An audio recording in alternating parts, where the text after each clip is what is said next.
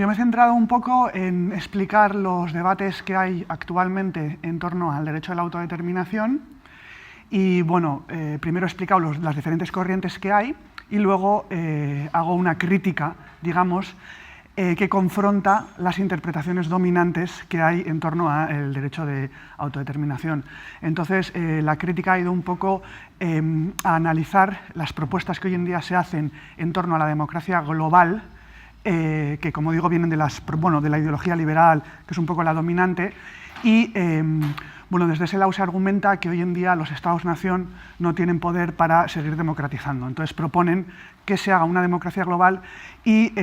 esto incluye un discurso que es bastante reaccionario con respecto al nacionalismo, al Estado y a la soberanía popular. Y yo lo que hago es defender precisamente que